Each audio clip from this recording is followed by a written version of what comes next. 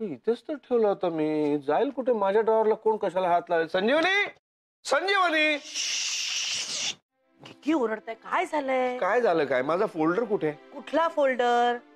त्या इन्शुरन्सच्या रिसिप्ट ठेवता तो फोल्डर का? माझा माझा माझा फोल्डर. तो फोल्डर का? कडेकोट बंदोबस्तात ठेवलेला असतो तो. त्याला कशाला कोण हात लावेल बाई? नाही नाही नाही नाही, मी म्हणते कुणाची बिशाद आहे त्या फोल्डरला हात लावायची. तेच म्हणतो मी, कोणी कशाला हात लावला त्याला? पल्लव, साक्षी. मुलांना कशाला आता बोलवताय तुम्ही? त्यांना काय झालं नाना? खाऊ बद्दल काही आहे का? तुम्ही रागवलेत का? हो. माझा फोल्डर कुठे बघितलाय तुम्ही? नाही. कुठला फोल्डर? कुठल्या रंगाचा होता तो? काय होतं त्यात? कुठे होता तो? अरे माझा फोल्डर कुठे बघितलाय का तुम्हाला विचारताय, तर तुम्ही त्याचं उत्तर द्यायचं सोडून तुम्ही शेरलॉक होम्स सारखे मलाच काय प्रश्न विचारताय? शेरलॉक होम्स म्हणजे ती सिरियल ना? हा, त्याच्यात तो शेरलॉक. तुम्ही जा इथून. आम्ही शोधून देतो ना. नको, कृपा करून तुम्ही जा इथून. अरे हळू, काय गडबड आहे? नाना चिडलेत. शांत व्हा. काय झालं नाना? फोल्डर मिळत नाहीये, हरवलाय. फोल्डर कुठला? त्यांचा खास फोल्डर, ज्याच्यामध्ये स्वतः काढलेली काही चित्र आहेत, मित्रमैत्रिणींचे फोटो आहेत, स्वरचित शेरोशायऱ्या आहेत आणि कुणी कुणी पाठवलेली खास ग्रीटिंग कार्ड्स. सांग सांग, तू सगळं सांग त्याला. काय लहान मुलासारखे रुसताय तुम्ही? अहो, ते इतका कडेकोट बंदोबस्तात तुम्ही तो फोल्डर ठेवलाय, असं कसं हरवेल कुठेतरी? मी शोधते, तुम्ही जाऊन बसा. अरे मी शोधते म्हंटल ना, तुम्ही बाहेर जाऊन बसा बघू. तू? मी शोधते. जा रे आदित्यांना बाहेर घेऊन. नाना, फोल्डर हवाय ना तुम्हाला? चला बाहेर चला. चला चला चला. मी शोधते.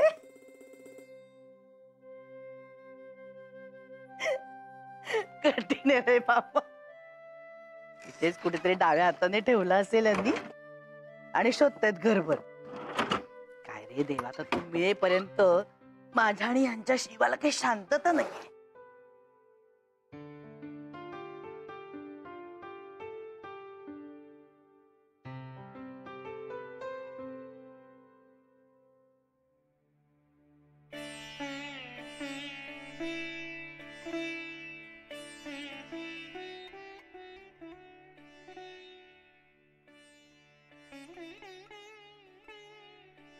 असा कसा गायब होईल तो फोल्डर घरातून? आणि मी तो इकडे तिकडे ठेवणारच नाही मुळात. घ्या, हा घ्या तुमचा फोल्डर. डाव्या हाताने ठेवला तर तुमच्याच कपाटात. घ्या.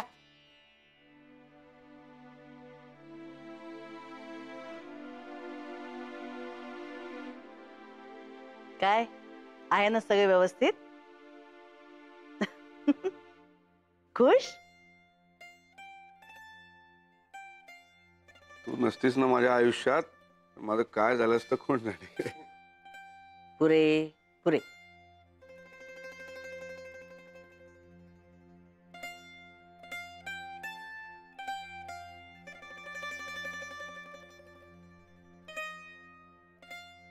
इतके का ग इमोशनल झालेत नाना?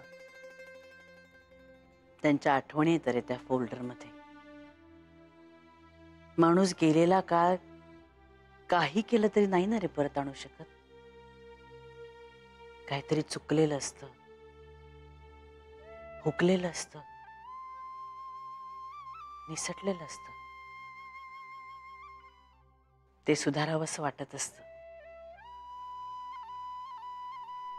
पण नाही ना रे तो काळ परत येत. आणि मग जे हाती लागतं ना, ते असं जपायचं असतं. माई, नानांच्या खास मैत्रिणीचा पण फोटो आहे का त्यात? हटायपणा पुरे झाला काय? तरी तो फोल्डर तू जपला असतास का? हो, का नसता जपला? नक्की जपला असता. आणि आदित्य, आठवणी या फक्त फोटोंमधून कार्ड्स मधून नसतात रे, त्या इथे असतात, आपल्या हृदयात.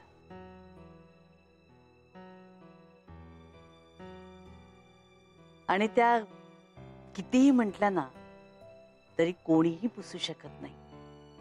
त्या आठवणी अशाच आपल्या हृदयात बंद करून पुढे जायचं असतं. आणि जो पुढे जातो ना तोच शहाणा असतो. हे फोटो बघितले ना की नानांच्या मनाला शांती मिळते, आनंद मिळतो. म्हणून तर इतका जपून ठेवला तो फोल्डर.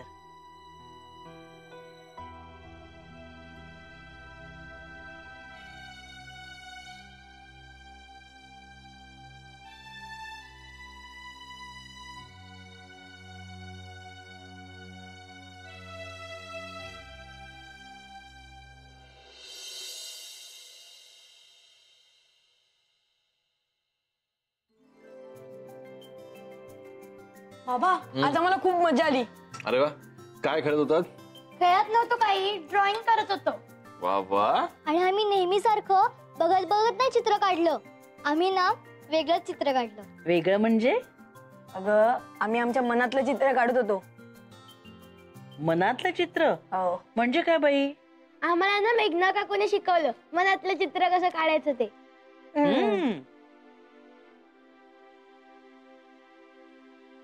मनातलं चित्र.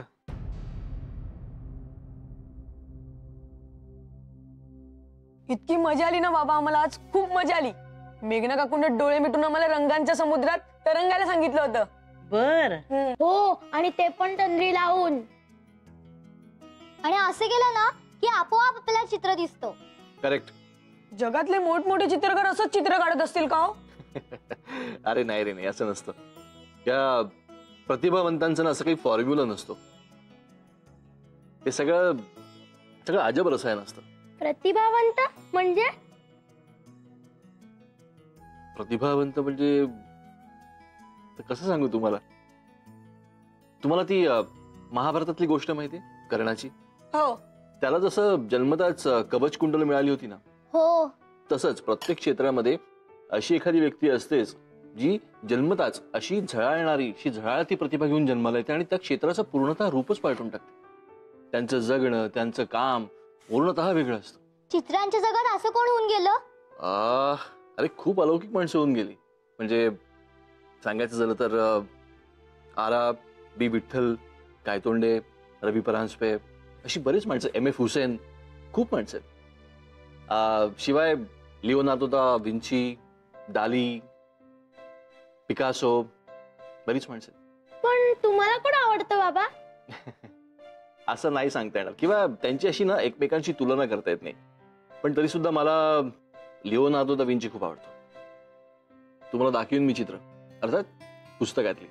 मोनालिसा, द लास्ट सपर, खूप छान चित्र आहेत. लिओनार्दो दा काप्री माहित होता, पण लिओनार्दो दा विंची नाही माहित. आणि असं काय नाव आहे? म्हणजे त्याच्या वडिलांचं नाव फक्त दा आणि आडनाव विंची? बघा कसं डोकं चालतंय बघा. अरे असं नाही. अरे म्हणजे लिओनार्दो दा विंची म्हणजे विंचीचा लिओनार्दो. विंची हे गावाचं नाव आहे. आपल्याकडे असतं ना जुन्नरकर, सातारकर, तसं आहे हे लिओनार्दो दा विंची. अरे वा मेघना, तुला बरीच माहिती आहे का आर्ट मधली? अरे तिचं एक नकोय मला, झालंय माझं.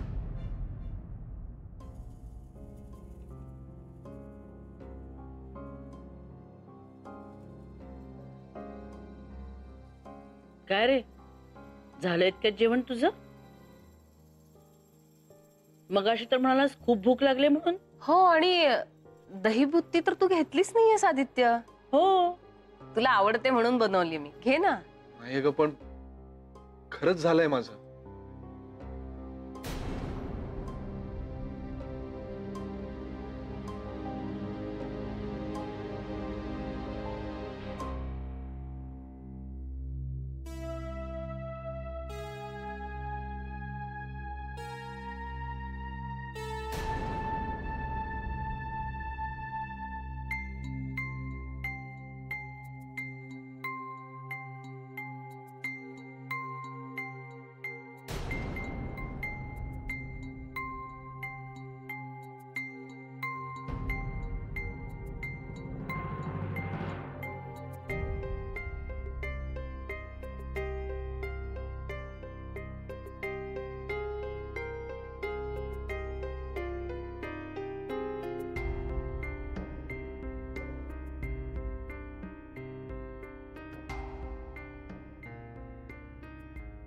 रागावलाय नक्कीच माझ्यावर.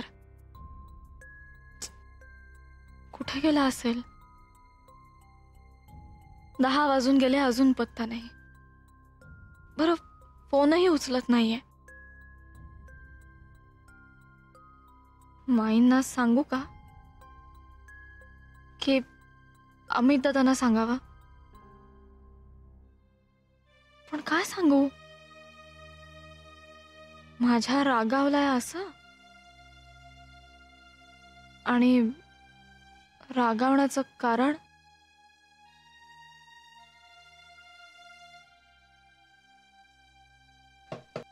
आदित्य,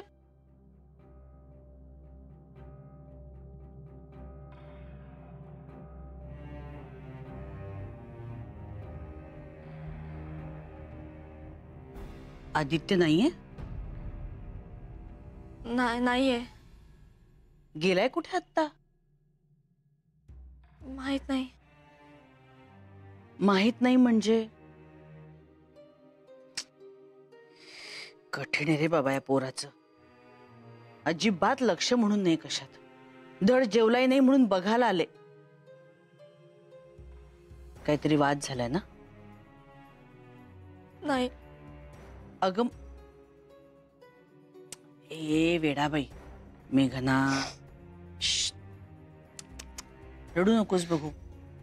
एवढ्या तेवढ्या गोष्टीवरनं रडायचं नाही बाळा. हा, काळजी करू नकोस, मी बोलते त्याच्याशी. तू कशाला काळजी करते बाळा? तो आला की मला हाक मार. रडू नकोस बघू, शांत हो. येते. हं?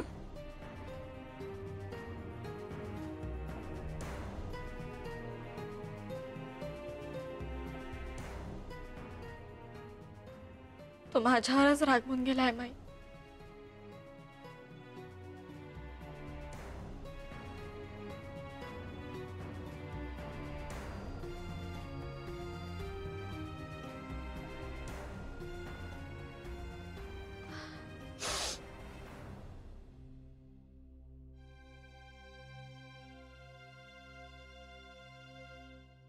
आदित्य,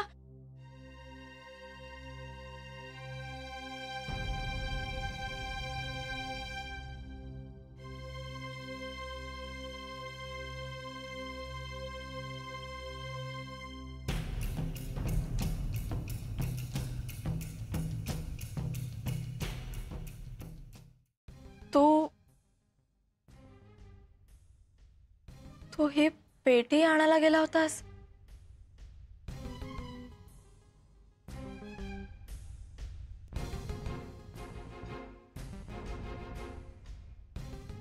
हो.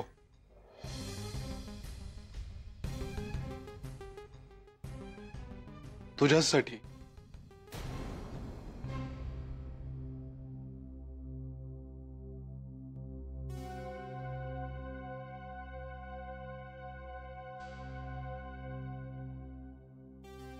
का? नकोय का तुला? ही पेटी मला माझ्या नजरेसमोरून दूर करायची होती, म्हणूनच मी ती तिकडे नेऊन ठेवली ना रे. पण ठेवली होतीस. इथे काय किंवा तिथे काय, जपूनच ठेवली होतीस ना मेघना.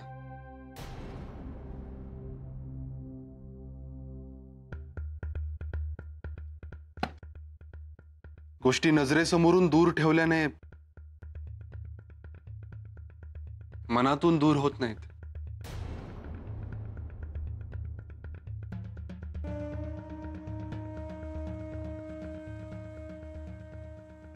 का स्वतःला फसवतेस मेघना? स्वतःला फेस कर. आणि मला त्रास होतो या समजुतीने ही पेटी नको ठेवूस तिकडे. हे बा आदित्य, तू खूप काही केलंस माझ्यासाठी.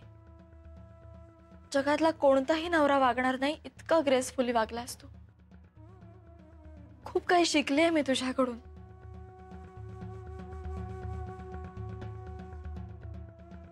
तू म्हणाला होतास ना मला की तुझा निर्णय तुला घ्यायचा आहे म्हणून. मग तू घेऊ दे ना मला. प्लीज तू माझ्या वतीनं काही ठरवू नकोस प्लीज. पडत धडपडत जो काही ओबडधोबड निर्णय घ्यायचा तो प्लीज माझा मला घेऊ दे. आणि तरच तो अर्थपूर्ण आणि पूर्णपणे माझ्या मनाचा असेल.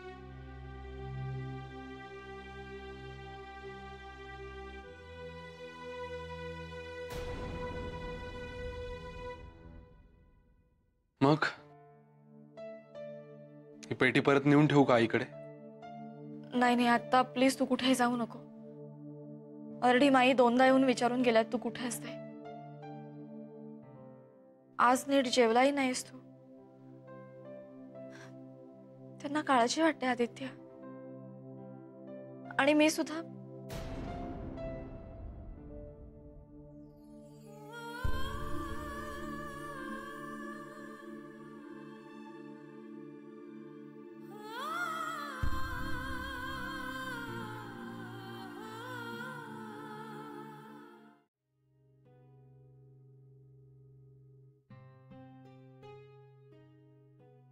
काय झालं परत? कसलं टेन्शन शोधून काढलंयस तू?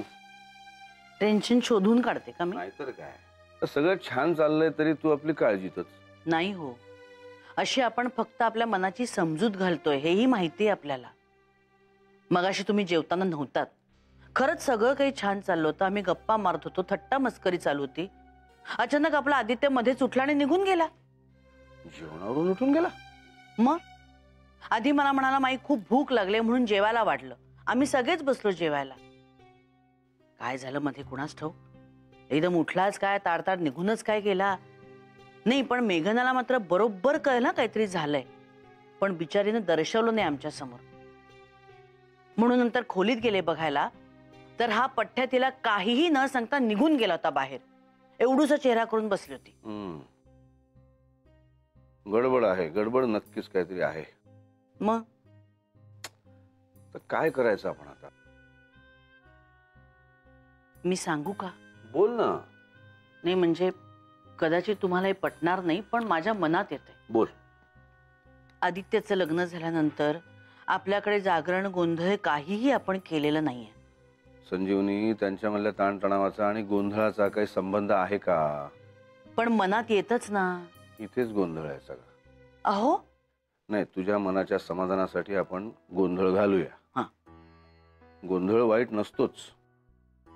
तो एक मनाला उभारी देणारा, पॉझिटिव्ह एनर्जी देणारा लोककला प्रकार आहे. अरे आपल्या लोक परंपरेची एक वेगळी ठेव आहे ती.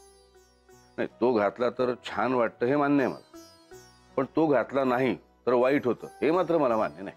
हे बघा, मला फक्त एवढंच म्हणायचंय की लवकरात लवकर आपण जागरण आणि गोंधळ घालून घेऊ. निदान माझ्या मनाच्या समाधानासाठी तरी. हो. नाही हो, म्हणजे अमितच्या लग्नानंतर आपण सगळे कुळाचार पाहिलेत. आदित्यच्या वेळी राहायला नको एवढंच. मी नाही म्हटलंय का पण गोंधळ घालायचा ना? हो घालूया की. आणि परवाच त्या गोंधळी लोकांचा मी कल्चरल इलेक्शनसाठी नंबर घेतले होते, त्यांना ताबडतोब फोन करतो. नाही हो, म्हणजे उणपुरं काही असेल ना तर निवारण होईल सगळ्याचं. सांग भलं.